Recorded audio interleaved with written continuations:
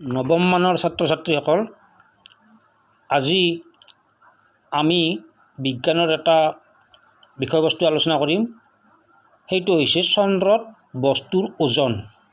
চন্দ্ৰত বস্তুৰ ওজন, weight of an object on the moon. Weight of an object on the moon. Weight মানে ওজন, অবজেক্ট যিকোনো এটা বস্তু, মুন মানে চন্দ্ৰ।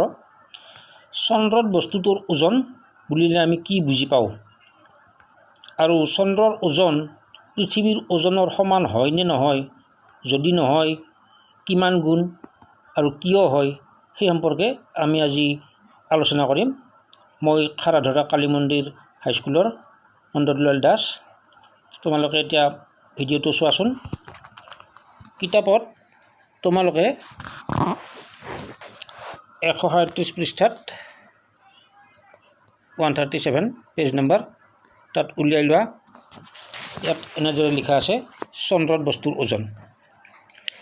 চন্দ্ৰত বস্তুৰ ওজন আলোচনা কৰিবলৈ যাওঁতে প্ৰথমে আমি জানি ল'ব লাগিব পৃথিৱীত ওজন মানে কি, পৃথিৱীত বস্তু এটাৰ ওজন মানে কি। সংজ্ঞামতে পৃথিৱীয়ে বস্তু এটাক যি বলেৰে আকৰ্ষণ কৰে, পৃথিৱীয়ে বস্তু এটাক যি বলেৰে আকৰ্ষণ কৰে, সেই বলেই হ'ল বস্তুটোৰ পৃথিৱীত ওজন। আমি জানো পৃথিৱীয়ে বস্তু এটাক মাধ্যাকৰ্ষণ বলেৰে টানি লৈ আহে। সেইকাৰণে বস্তু এটা পৃথিৱীত ওপৰৰ পৰা এৰি দিলে পৰে, ওপৰৰ পৰা আহি মাটিত পৰে।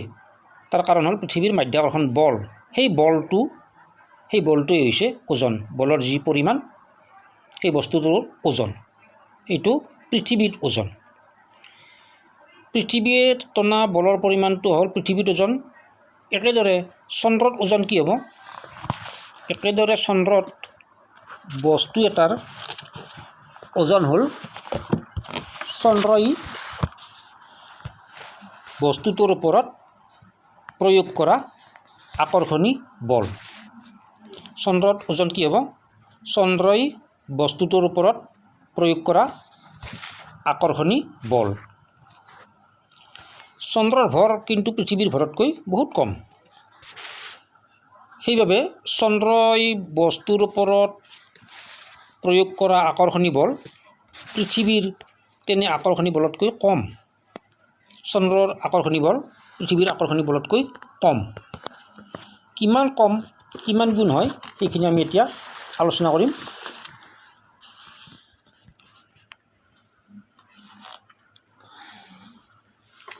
আলোচনা কৰোঁতে আমি এতিয়া এটা প্ৰশ্ন হিচাপে ল'ম। প্ৰশ্নটো হ'ল এনেকুৱা, তোমালোকক প্ৰথমে কৈ লৈছোঁ। চন্দ্ৰত বস্তু এটাৰ ওজন পৃথিৱীৰ ওজনৰ 6 অংশ হয়।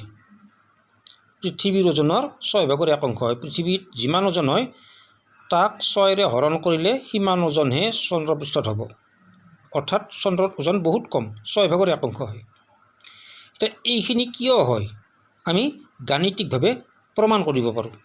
চন্দ্ৰপৃষ্ঠত বস্তু এটাৰ ওজন ভূপৃষ্ঠৰ ওজনৰ 6 অংশ হয়। কিয়? এইখিনি আমি প্ৰমাণ কৰিব লাগে। প্ৰমাণ কৰিলে আমি গম পাম চন্দ্ৰত ওজন 6 অংশ, পৃথিৱীৰ 6 অংশ কিয় হয়। অৰ্থাৎ বহুতো পাতল হ'ব, বহুত পাতল হ'ব। কেনেকৈ প্ৰমাণ কৰিম? ধৰা হ'ল এম ভৰৰ বস্তু এটা বস্তুৰ ভৰ ধৰি লৈছোঁ এম। বস্তু এটাৰ চন্দ্ৰপৃষ্ঠত ওজন WM।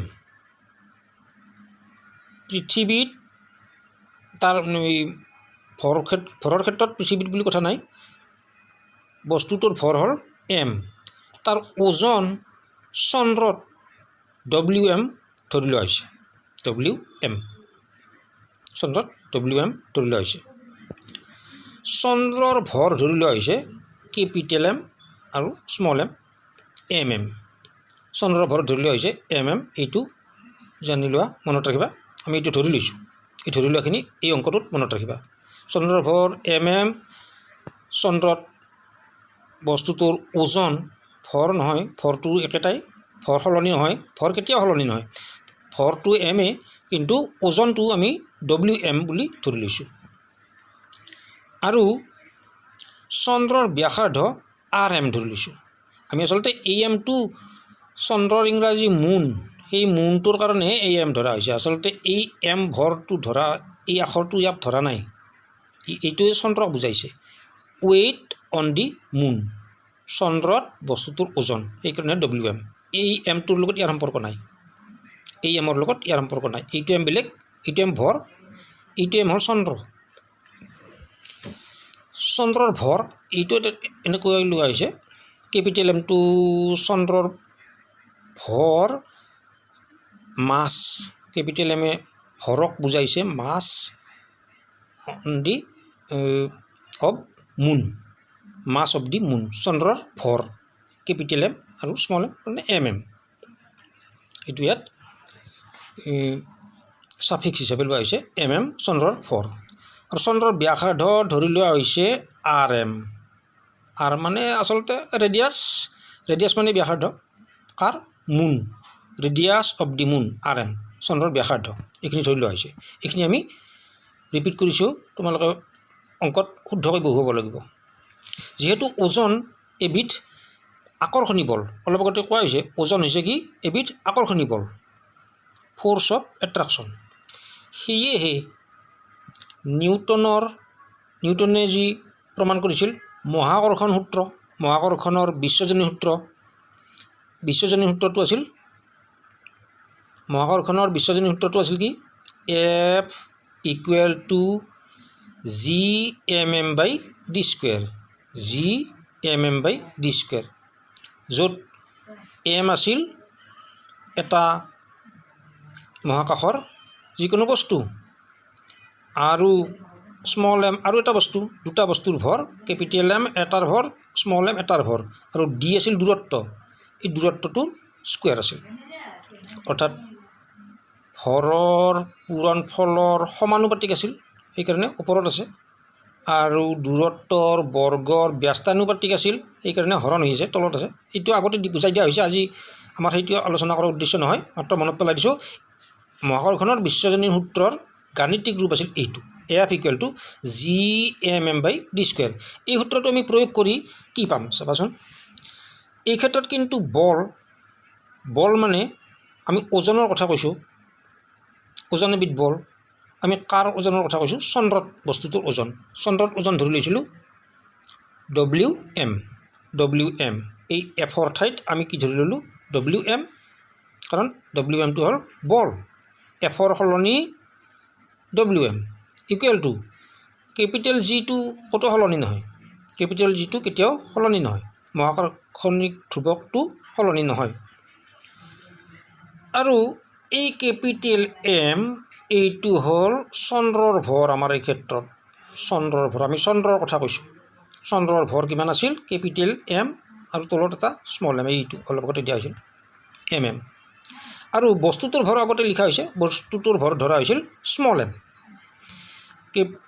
MM হ'ল চন্দ্ৰৰ ভৰ, স্মল এম হ'ল বস্তুটোৰ ভৰ, এই ভৰ দুটাৰ পূৰণফল হৰণ ডিভাইডেড বাই d², বস্তু দুটাৰ মাজৰ দূৰত্ব।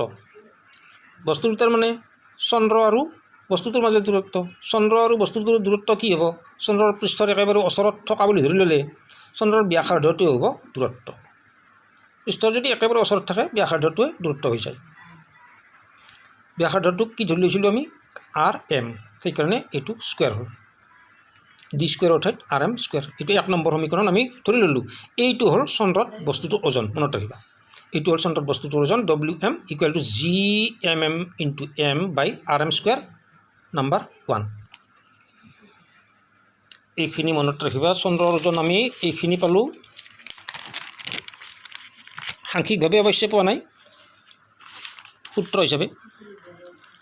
আকৌ ধৰা হ'ল একেটা বস্তুৰ পৃথিৱীত ওজন WE, পৃথিৱীত কিন্তু ওজন কি ধৰি ল'লোঁ, ৱেইট অন দি আৰ্থ, ই মানে আৰ্থ, পৃথিৱীক ধৰা হৈছে, ৱেইট অন আৰ্থ WE ধৰা হৈছে, পৃথিৱীৰ ওজন WE। পৃথিৱীৰ ভৰ ধৰা হৈছে কেপিটেল M, পৃথিৱীৰ ভৰ কি ধৰি ল'লোঁ, কেপিটেল M।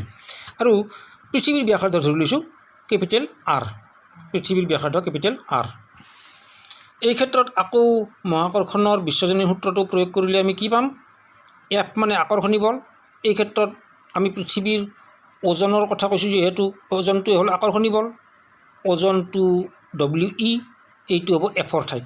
Fৰ সলনি কি হ'ব? WE। Fৰ সলনি WE ইকুৱেল টু GMM/R²। এইটো G কেপিটেল M/R²। এইটো অৰিজিনটোৱে হ'ল। আমি M2 সূত্ৰত আগতে যি পাইছিলোঁ মহাকৰ্ষণিক সূত্ৰটোত, মহাকৰ্ষণ বলৰ যিটো সূত্ৰ পাইছিলোঁ নিউটনৰ বিশ্বজনীন মহাকৰ্ষণ সূত্ৰ, তাত সেইটোৰ নিচিনা একেই হৈছে GMM/R²। মাত্ৰ ইয়াত d² নহয়, আমি পৃথিৱীৰ ব্যাসাৰ্ধ ধৰি লৈছোঁ। পৃথিৱীৰ ব্যাসাৰ্ধ পৃথিৱীৰ ওচৰত আছেতো, পৃথিৱীৰ ওচৰত আছে কাৰণে ব্যাসাৰ্ধটো হৈছে পৃথিৱী আৰু বস্তুটোৰ মাজৰ দূৰত্ব, তাৰ square. F equal to GMM/R²। তাৰ সলনি F অৰ্থাৎ কি হ'ল? WE equal to GMM/R²। এইটো হ'ল 2 নম্বৰ সমীকৰণ। এই WE টো হ'ল পৃথিৱীত ওজন। আগৰ WM টো আছিল চন্দ্ৰত ওজন। এতিয়া আমাক কিছুমান মান লাগিব, সাংখ্যিক মান লাগিব। সেইটো বৈজ্ঞানিকে গণনা কৰি পাইছে। সেই মানখিনি তোমালোকে মনত ৰাখিবা। পৃথিৱীৰ ভৰ হ'ল 5.98 ইনটু 10⁴ কিলোগ্ৰাম কেজি। পৃথিৱীৰ ভৰ এইখিনি। পৃথিৱীৰ ব্যাসাৰ্ধ হ'ল 6.37 ইনটু 10⁶ মিটাৰ। এই এমটো কিন্তু মিটাৰ। কোনটো এমে কিহক বুজাইছে মনত ৰাখিবা। ইয়াত কেইবাটাও অৰ্থ বুজাইছে। এই ক্ষেত্ৰত ব্যাসাৰ্ধৰ ক্ষেত্ৰত মিটাৰ। চন্দ্ৰৰ ভৰ হ'ল 7.36 ইনটু 10⁻22 কেজি। এইখিনি চন্দ্ৰৰ ভৰ।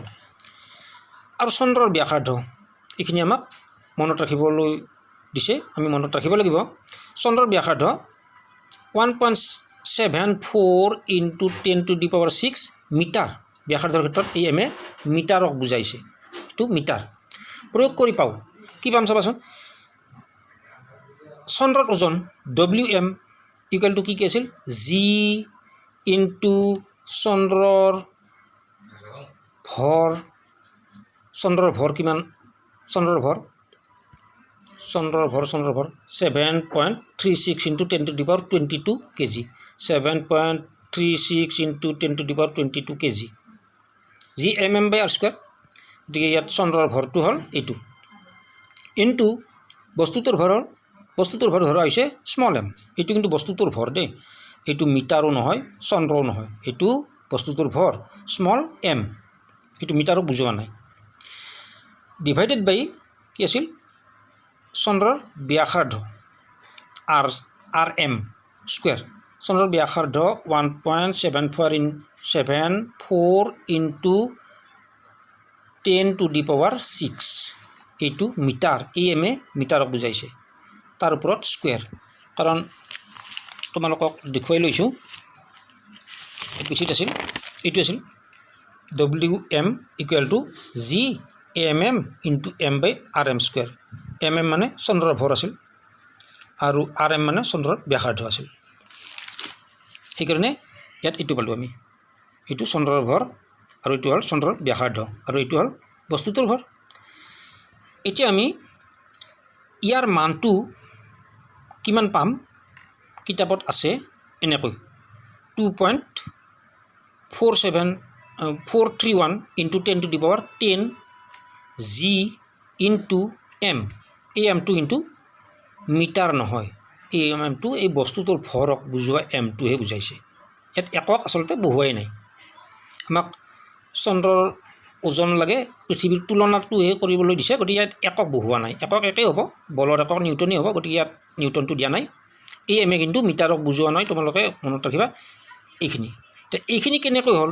ইয়াৰ পৰা এইখিনি ডাইৰেক্ট কেনেকৈ হ'ল তোমালোকে নিশ্চয় জানিব লাগিব।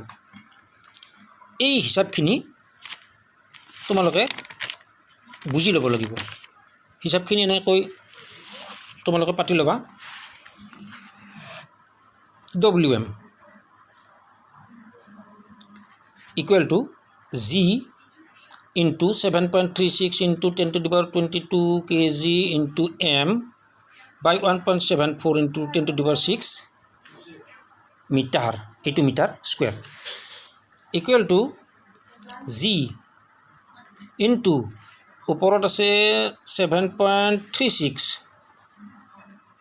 into 10 to the power 22 ইয়াত আমি কেজিটো লিখা নাই, এককটো আমি বাদ দিছোঁ, একক লিখা নাই, আমি সাংখ্যিক মানহে ধৰিম, ইয়াৰ হিচাপখিনিহে কৰিম। আৰু ইয়াত কিহক বুজাইছে আকৌ এবাৰ লিখি দিছোঁ। এই এমটো কিহক বুজাইছে? বস্তুটোৰ ভৰ। এই মিটাৰকো বুজোৱা নাই, মিটাৰক বুজোৱা নাই, কিন্তু তলৰ এই এমটোৱে কিন্তু মিটাৰক বুজাইছিল। এই এমটো মিটাৰ, একক, মিটাৰ এবিধ একক, কিলোগ্ৰাম এবিধ একক। এই কিলোগ্ৰামটো ইয়াত বহোৱা নাই, এই ইয়াত লিখিছিলোঁ মই ইয়াত প্ৰথমে লিখিছিলোঁ, কাটি দিছোঁ। আচলতে এককটো আমি ধৰাই নাই, এই কিলোগ্ৰামটো ধৰা নাই, এই মিটাৰটো ধৰা নাই, কিন্তু এই এমটো মিটাৰ নহয়, বস্তুটোৰ ভৰ, সেইকাৰণে এক লিখিছোঁ। কেৱল সাংখ্যিক মান, একক বহোৱা নাই। আৰু তলৰ এমটোৱে মিটাৰ বুজাইছে, সেইখিনি কথা কৈ দিয়া হৈছে। এই তলৰ এমটোৱে মিটাৰ বুজাইছে। এতিয়া এইখিনি মান কেনেকৈ পাম? জি ইকুৱেল জি ইনটু 7.36 বাই 1.74ক স্কুৱেৰ কৰিবলৈ তোমালোকে নিজে পাৰিবা। 7 স্কুৱেৰ কৰিলে পাবা 3.0276 into 10 to the power 22 into এই এমটো, এম তলত আছিল কি 10 to the power 6 whole square. 10 to the power 6 whole square মানে কি হ'ব? 10 to the power 6 whole square মানে এই formula, 10 to the power 6 whole square মানে 10 to the power 6 into 2। এই 6 আৰু 2 পূৰণ হ'ব। কিয়? সূত্ৰটো কি সূত্ৰত? a to the power m whole to the power n equal to a to the power m into n। সূচক দুটা কি হয়? পূৰণ হয়। গতিকে 6 আৰু 2 পূৰণ হৈ 12 হ'ব। সেইকাৰণে 10 to the power 6 whole square equal to 10 to the power 12। এইখিনি তোমালোকৰ বুজি লোৱাৰ খুব দৰকাৰ আছে। জি ইনটু এইখিনি মান তোমালোকক সহজ কৰি দিছোঁ, তোমালোকে নিজে হিচাপ কৰি ল'ব পাৰিবা। 7.36 বাই 3.0276 ইমানবোৰ দিয়াতকৈ আমি আসন্ন মান উলিয়াই 7ৰ পৰা এটা 1 গ'ল, আহিল এইফালে, আহি 2ৰ ঠাইত 3 হ'ল, 3.03 এনেকুৱা কৰিব পাৰিবা। এইখিনি কৰাৰ পিছত তোমালোকে এইখিনি হৰণ কৰিব পাৰিবা। 3.03ৰে 7.36ক হৰণ কৰিবাচোন। তোমালোকে হৰণ কেনেকৈ কৰিবা? দশমিক 2 ঘৰ আছে, ইয়াতো 2 ঘৰ আছে, 303ৰে 734ক হৰণ কৰিবা। হৰণ কৰিলে কি পাবা? 2.43 পাবা। 2.43 ইনটু 10 to the power, এইখিনিত আকৌ কি আছিল? 10 to the power 22 by 10 to the power 12। হৰণ, ঘাটৰ হৰণ হ'লে সূচকৰ বিয়োগ, ঘাটৰ হৰণ হ'লে সূচকৰ বিয়োগ। 10ৰে ঘাট দুটা 10ৰ ঘাট, 22ৰ পৰা 12 বিয়োগ কৰিলে 10। অৰ্থাৎ সূত্ৰটো কি আছিল? a to the power m by a to the power n equal to a to the power m minus n। গতিকে 10 to the power 22 by 10 to the power 12 equal to 10 to the power 22 minus 12। ওপৰৰ সূচকটোৰ পৰা তলৰ সূচকটো বিয়োগ, 22ৰ পৰা 10 বিয়োগ 12 বিয়োগ কৰিলে 10, 10 to the power 10। তেনেকৈ 10 to the power 10 হ'ল। তেনেকৈ যেতিয়া 10 to the power 10 হ'ল, আমি এইখিনি পালোঁ 2.43 ইনটু 10 to the power 10। এই আগত যিটো আছিল, যিটো ইয়াত লিখিলোঁ, ইনটু এম, এনেকৈ পালোঁ আমি। এইখিনি জনাটো তোমালোকৰ অতিশয় দৰকাৰী, সেইকাৰণে ইয়াত হিচাপটো দিছোঁ। এতিয়া আমাৰ হিচাপ মিলিলে নে নাই চোৱাচোন। এই প্ৰায় মিলিছে। 2.431 into 10 to the power 10 G into M. এইটো হ'ল আমি ধৰি ল'লোঁ 3 নম্বৰ সমীকৰণ। এইখিনি হ'ল আচল চন্দ্ৰৰ ওজন, বস্তুটোৰ চন্দ্ৰত ওজন, এম ভৰৰ বস্তুটোৰ চন্দ্ৰত ওজন এইখিনি। আকৌ পৃথিৱীৰ ওজন কি পাম? 2 নম্বৰ সমীকৰণৰ পৰা পাওঁ ৱেইট অন আৰ্থ, WE। এইখিনি WE কি আছিল? জি এম বাই আৰ স্কুৱেৰ। জি এম মানে পৃথিৱীৰ ভৰ, পৃথিৱীৰ ওজন যিহেতু পৃথিৱীৰ ভৰ কিমান আছিল 5.98 ইনটু 10⁻24 কিলোগ্ৰাম ইনটু বস্তুটোৰ ভৰ স্মল m। আৰু দূৰত্ব আছিল ব্যাসাৰ্ধ, পৃথিৱীৰ ব্যাসাৰ্ধ আছিল 6.37 ইনটু 10⁶ মিটাৰ। এইখিনিৰ স্কুৱেৰ আছিল, স্কুৱেৰ থকাটো তোমালোকে জানাই, দূৰত্বৰ বৰ্গৰ সেই ব্যস্তানুপাতিক, বৰ্গ মানে বৰ্গ থাকিব, গতিকে ব্যাসাৰ্ধৰ বৰ্গ। এইখিনিত পৃথিৱীৰ ওজন এইখিনিত আছে, ব্যাসাৰ্ধৰ বৰ্গ। এইখিনিৰ মান দিছে আমাক কিতাপত 1.474 ইনটু 10⁻11 g ইনটু m। এইখিনি কেনেকৈ পালোঁ? আগৰ নিচিনাকৈ তোমালোকে এইখিনিও বুজি লোৱাটো খুব দৰকাৰ। আমাৰ আচল আলস্য বিষয়বস্তু হ'ল এইখিনি কেনেকৈ পালোঁ সেইখিনি তোমালোকে বুজাই দিয়াটোৱে উদ্দেশ্য আমাৰ। কেনেকৈ পালোঁ চোৱাচোন।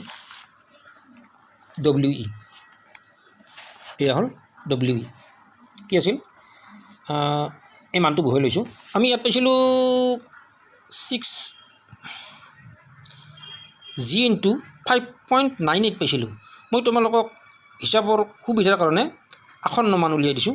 5.98 নধৰি, কেতিয়াবা কিতাপতো ধৰে, আমাৰ ইয়াত শুদ্ধ মান লাগিব কাৰণে আমি আসন্ন মান প্ৰায় উলিওৱা নাই, কিন্তু তোমালোকক বুজি পোৱাৰ কাৰণে আসন্ন মান উলিয়াই দিছোঁ। 5.98 নধৰি 6 ধৰিব পাৰি আমাৰ হিচাপৰ কাৰণে, আমি কিমান অমিৰ হৈ চাম, তেতিয়া তোমালোকে সম্পূৰ্ণ বুজি পাবা।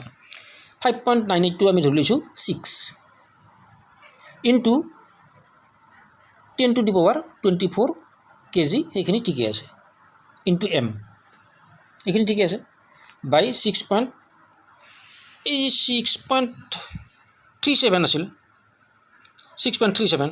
এইখিনিকো তোমালোকৰ হিচাপ কৰাৰ কাৰণে, নিজে প্ৰেক্টিছ কৰাৰ কাৰণে, সুবিধাৰ কাৰণে কি দিছোঁ, 7ৰ পৰা আসন্ন মান উলিয়ালে 1 আহি ইয়াত যোগ হ'ব, 3ৰ লগত 1 যোগ হ'লে 4 হ'ব, 6.4 হ'ব, 6.4 ইনটু 10⁻6 মিটাৰ স্কুৱেৰ। বাকীখিনি সলোৱা নাই, মাত্ৰ আসন্ন মান দুটা সলোৱাই দিছোঁ।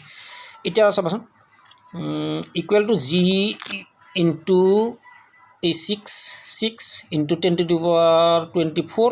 আমি আগতে কৈছোঁ ইয়াত একক বহোৱা নাই, আমি সাংখ্যিক মানহে তুলনা কৰিম, কিলোগ্ৰাম কেজিটো বহোৱা নাই। এই m মানে বস্তুটোৰ ভৰ, এইটো বহৈছোঁ, এইটো একক নহয়।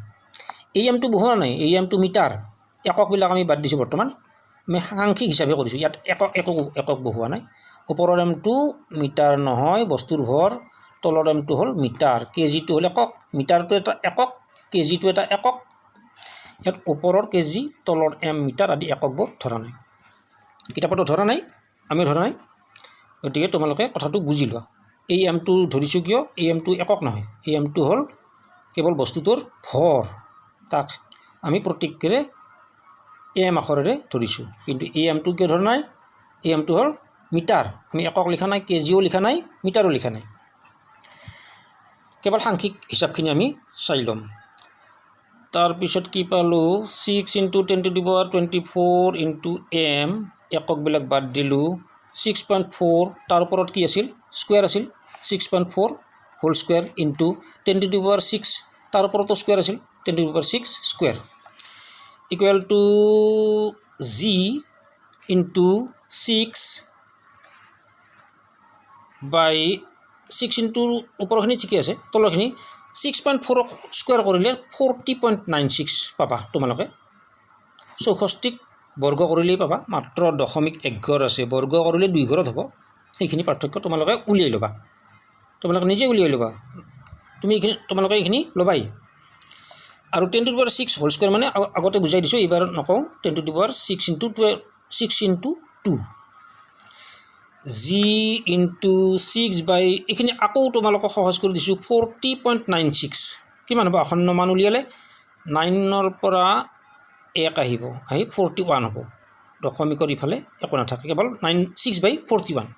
এইখিনি তোমালোকে হিচাপ কৰি চাবাচোন, ইনটু 10⁻24 বাই 10⁻6 ইনটু 2 মানে 12, আৰু লগতে mটো কিন্তু আছে, দিবলৈ নাপাহৰিবা, এই mটো লাগিবই, ইকুৱেল টু g ইনটু 6/41।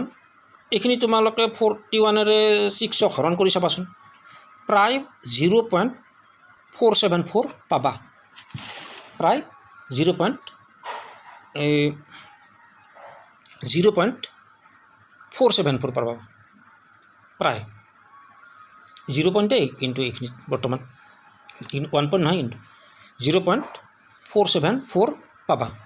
পোৱা নে নোপোৱা তোমালোকে চাবা, 41ৰে 6 হৰণ কৰি চাবা, 41ৰে 6 হৰণ কৰি চালে তোমালোকে এইখিনি পাবা। কিন্তু কিতাপত 41ৰে 6 হৰণ কৰিলে আচলতে 474 নোপোৱা, এইখিনি পাবা। তোমালোকে নিজে চাবা, 474 লাগে কিতাপত, আচল শুদ্ধ মান এইটো, কিতাপৰটো হ'ল শুদ্ধ মান, আমি হ'লোঁ প্ৰায় মান মোটামুটি মান উলিয়াই লৈছোঁ। তোমালোকে হৰণ কৰিলে এইখিনি পাব লাগে, 0.1463 পাব লাগে। তোমালোকে চাবাচোন, পোৱাৰ পিছত তোমালোকে এইখিনি তুলনা কৰি চাবা, প্ৰায় একে হৈছে, 1 4 আমি পাম 63, আচল মান হ'ব লাগে 74, এইখিনি আচল মান, প্ৰায় সমান হৈছে, প্ৰায় সমান হৈছে। কিন্তু কিতাপৰ সমান নহয়, কাৰণ আমি 6 ধৰা নাই নহয়, এই 6টো আচল মান নহয়, আচল মান হ'ল 5.98, আমি তাৰ কাৰণে 6 ধৰি লৈছোঁ সহজ কৰাৰ কাৰণে। গতিকে এইখিনি গণিতত কৰিব পাৰি, এইখিনি প্ৰায় সমান আমি গম পালোঁ। গম পোৱাৰ পিছত আমি 0.1474 বুলি আমি ধৰি ল'লোঁ কিতাপৰ মানটোকে, into 10 to the power 24 minus 12 equal to কি হ'ব, 10 টু দি পাৱাৰ 12, 24ৰ পৰা 12 বিয়োগ কৰিলে 12 ইনটু এম, আৰু G into 0.1474 into 10 to the power 12 M equal to G into 0.1474 into, ইয়াত এটা কাম কৰিব লাগিব, আমাৰ আদৰ্শ আৰ্হি এটা গণিতৰ আছে এই দশমিকৰ ক্ষেত্ৰত। দশমিকৰ বাওঁফালে এটা সংখ্যা ৰাখে, এটা গণিতৰ আৰ্হি এটা আছে, সেই আৰ্হিটোত আমি তাৰ কাৰণে এটা কাম কৰিম। 10 টু দি পাৱাৰ 12 যি আছে তাৰ এটা 10 উলিয়াই ল'লোঁ, ইয়াত 12টা 10 পূৰণ, কেইটা 10, 12টা 10ৰ পূৰণফল, 10 টু দি পাৱাৰ 12 মানে 12টা 10ৰ পূৰণফল। আমি তাক ভাঙি ল'লোঁ, এটা 10 আৰু 11টা 10, এটা 10 মানে 10 ইনটু 10 টু দি পাৱাৰ 11, এনেকৈ ভাঙিব পাৰি, নিশ্চয় পাৰি, এটা আৰু 11টা 12টা into M equal to G into এইখিনি 10ৰে পূৰণ কৰিলে কি হ'ব, 10ৰ মানে 1ৰ পিছত এটা শূন্য আছে, 1ৰ পিছত এটা শূন্য থাকিলে পূৰণ কৰিলে 1 ঘৰ দশমিক সোঁফালে আহে, গতিকে 1ৰ সোঁফালে আহিব, গতিকে 1.474 ইনটু 10 টু দি পাৱাৰ 11, এইটো 10 টু দি পাৱাৰ 11, এই 10 টুটো ইয়াত পূৰণ হৈয়ে গ'ল, গতিকে 10 to the power 11 into M, এইখিনি তোমালোকে পাবা। এইখিনি তোমালোকে বুজি পোৱাটো অত্যন্ত দৰকাৰী, সেইকাৰণে এইখিনিলৈকে পালা। পোৱাৰ পিছত কিতাপৰ সমান কেনেকৈ হ'ব, কিতাপৰ সমান হ'ব লাগিলে আমাৰ উদ্দেশ্যই হ'ল কিতাপৰ কথাখিনি বুজি পোৱা। কিতাপত লিখিছে 1.474 into 10 to the power 11 G into M, জিটো পিছত আছে, পিছত আনিব পাৰিনে, এইটো 1.474 ইনটু 10 টু দি পাৱাৰ 11, জিটো ইয়ালৈ আনিলোঁ, আগত আছিল ইয়ালৈ আনিলোঁ, ইনটু এম, এইখিনি তোমালোকে বুজি পোৱাৰ কাৰণে আজি এই ভিডিঅ'টো দিলোঁ, এইখিনি তোমালোকে নিশ্চয় বুজি পাইছা। এতিয়া এইখিনি হোৱাৰ পিছত চন্দ্ৰত বস্তুটোৰ ওজন অৰ্থাৎ WM আৰু পৃথিৱীত বস্তুটোৰ ওজন অৰ্থাৎ WE তাৰ তুলনা কৰিম, অৰ্থাৎ অনুপাত উলিয়াই ল'ম। অনুপাত উলিয়ালেহে গম পাম কোনটো কাৰ কিমান গুণ হয়। চন্দ্ৰৰ ওজনটো ওপৰত আছে, M মানে মুন, আৰু WE আৰ্থ মানে পৃথিৱীৰ ওজনটো তলত আছে, হৰণ কৰি চাম কিমান গুণ হয়। WM কিমান পাইছিলোঁ, 2.43, তোমালোকে চাবা অলপ আগত আছে, ইনটু 10 টু দি পাৱাৰ 10, আৰু কি আছিল জি ইনটু এম আছিল, আৰু ইয়াত WEৰ মানটো অলপ আগতে উলিয়াই দিছোঁ, এই মাত্ৰ এইটো ইয়াত আছে 1.47, তাৰে 4টো মই দিয়া নাই, হৰণ কৰিবলৈ সুবিধা হ'ব, তোমালোকে যাতে হৰণটো নিজে কৰিব পাৰা, সেইকাৰণে মই পাৰাখিনি আসন্ন মান উলিয়াই সহজ কৰি দিছোঁ, 1.47 দিছোঁ, 3 ঘৰ হ'লে তোমালোকে হৰণ কৰিবলৈ দীঘলীয়া হ'ব, into 10 to the power 10 GM। ইয়াতে চোৱাচোন হৰণ কৰা হৈছে G ওপৰত আছে তলতো আছে কটা যাব যি কাটিব পাৰি ওপৰতো এম আছে তলতো এম আছে এমও কটা গ'ল জিও কটা গ'ল এই জি কটা গ'ল এই এম কটা গ'ল কটা গৈ এতিয়া 243 হ'ব 2.2 ঘৰ এইফালে উঠাই দিবা ইয়াতো 2 ইয়ালৈ আনিবা 2 ঘৰ আনিলে 147ৰে 243ক হৰণ কৰিব লাগিব 243/147 ইনটু 10 টু দি পাৱাৰ ওপৰত আছে 10ৰ পাৱাৰ 10 আছে তলত আছে 10ৰ পাৱাৰ 11 আমি কি কায়দা কৰিম চোৱাচোন তোমালোকে এইখিনি ভালকৈ চোৱাচোন 10 টু দি পাৱাৰ 10 ওপৰত তলত আছে 10 টু দি পাৱাৰ 10 ইনটু 10 11টা 10ৰ পূৰণফল মানে আমি কি কৰি ভাঙি ল'লোঁ চোৱাচোন 10টা 10 10 টু দি পাৱাৰ 10 আৰু এটা 10 ইনটু 10 এটা 10টা 10 11টা 10 এটা এই 10 টু দি পাৱাৰ 10 এই 10 টু দি পাৱাৰ 10 কটা নিশ্চয় যাব এইখিনি তোমালোকে নিশ্চয় বুজি পাইছা তাৰপিছত 147ৰে 243 হৰণ কৰিবা হৰণ কৰিলে 1.65 পাবা 147ৰে 243ক হৰণ কৰিলে 1.65 পাবা তলত কিন্তু এটা 10 আছে 10ৰে হৰণ কৰিলে 1 ঘৰ দশমিক বাওঁফালে যাব গতিকে 1ৰ বাওঁফালে গ'লে 0.165 এইখিনি হ'ল 165 মানে চন্দ্ৰৰ ওজন হৰণ পৃথিৱীৰ ওজন আৰু এইখিনি প্ৰায় 6/1 অংশৰ সমান হয় মই আগতে কৈছিলোঁ প্ৰায় শব্দটো ইয়াত খাটিবই এই হিচাপ নিকাচত প্ৰায় অংকটো খাটে 6ৰে 1ক হৰণ কৰিলে প্ৰায় 0.165 হয় তোমালোকে হৰণ কৰি চাবাচোন 6ৰে 1ক হৰণ কৰি চাবা কেনেকৈ 6ৰে 1ক হৰণ কৰি চাবা 6 1 মানে এককটো হৰণ নাযায় 0.00 যিমান লাগিলেও দিব পাৰি 6ৰে 0 1ক হৰণ কৰিলে 0 এককটো হৰণ কৰিব নোৱাৰি দশমিকৰ ওপৰত দশমিক 10 6ৰে 1ক 10ক হৰণ কৰিলে 6 × 6 এনেকৈ 10ৰ 6 গ'লে কি থাকিল 4 40 6 34 এনেকৈ 0.166 পোৱা যায় 0.166 কিন্তু আমি এই ক্ষেত্ৰত কি পাইছিলোঁ 0.165 প্ৰায় সমান হ'লনে আচল হৰণ কৰিলে এইটো হয় 6ৰে 1ক হৰণ কৰিলে এইটো হয় আৰু আমি পাইছোঁ এইটো গতিকে এইটোকে কিমান ধৰিব পাৰি প্ৰায় 1/6 এইটোকে প্ৰায় 1/6 ধৰিব পাৰি সেইকাৰণে অৰ্থাৎ WM চন্দ্ৰপৃষ্ঠত বস্তুৰ ওজন হৰণ পৃথিৱীত বস্তুৰ ওজন সমান কিমান হ'ল 1/6 অৰ্থাৎ চন্দ্ৰপৃষ্ঠত বস্তুৰ ওজন ইকুৱেল 1/6 ইনটু পৃথিৱীত বস্তুৰ ওজন তাৰমানে পৃথিৱীৰ বস্তুৰ ওজনৰ কেইভাগ 6/1 এইটোৱে হ'ল প্ৰমাণ পৃথিৱীৰ বস্তুৰ ওজনটো হৰণ আছিল তলত আছিল এইফালে পূৰণ হৈ গ'ল এনেকৈ প্ৰমাণ কৰিব পাৰি যে চন্দ্ৰপৃষ্ঠত